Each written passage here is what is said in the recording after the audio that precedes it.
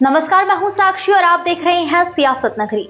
देश की राजनीति में एक बार फिर से संविधान और न्यायपालिका को लेकर बहस गर्म हो गई है। मामला शुरू हुआ सुप्रीम कोर्ट के पूर्व मुख्य न्यायाधीश बी.आर. गवई के उस बयान से, जिसमें उन्होंने साफ कहा कि संविधान खतरे में नहीं है और जुडिशरी में सरकार का किसी भी तरीके से कोई दखल नहीं होता है। बस इसी बयान के बाद बीजेपी ने कांग्रेस और खासकर राहुल गांधी को आड़े हाथों ले लिया।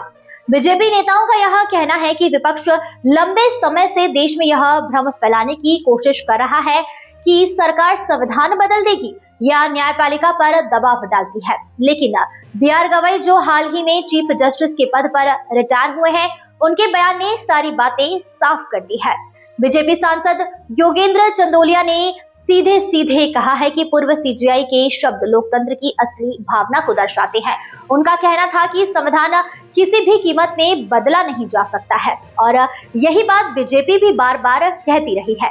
चंदोलिया ने कांग्रेस पर निशाना साधते हुए कहा है कि कांग्रेस और उनके सहयोगियों को समझना चाहिए कि संविधान देश की आत्मा है, इसे कोई अपने हिसाब से बदल नहीं सकता है। बीजेपी सांसद प्रवीण खंडेलवाल ने भी इस पर प्रतिक्रिया दी है।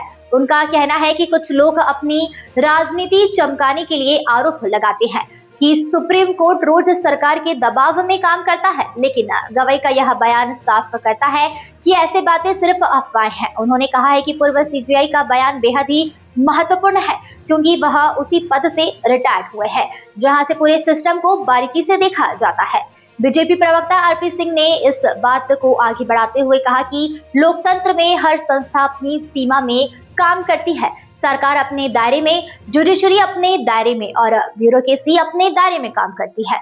यह आरोप लगाना गलत है कि सरकार किसी संस्था पर नियंत्रण करती है। भाजपा नेता प्रतुल शाहदेव ने राहुल गांधी से प्रतिक्रिया की मांग की है। उन्होंने कहा है कि कई जाने माने नागरिक राहुल गांधी की उन टिप्पणियों की आलोचना कर चुके हैं जिसमें उन्होंने संविधान बदलने और वोट चोरी का मुद्दा उठाया है। प्रतुल शाहदेव ने याद दिलाया है कि संविधान से छेड़छाड़ की कोशिश कांग्रेस ने खुद 42वें संशोधन के जरिए की थी। बीजेपी का आरोप है कि विपक्ष बिना तथ्य और संवैधानिक संस्थाओं पर सवाल खड़े करता है, जबकि अब पूर्व सीजेआई खुद यह बात बता चुके हैं कि न तो संविधान खतरे में है और न ही न्यायपालिका पर कोई दबाव है। तो कुल मिलाकर गवई के बयान ने देश की राजनीति में एक नई बहस खड़ी कर दी है और सवाल अब कांग्रेस की ओर मुड़ गया है कि वह इस बयान पर क्या प्रतिक्रिया देगी। फिलहाल इतना ही। बने रहिए सियासत नगरी के साथ। धन्यवाद।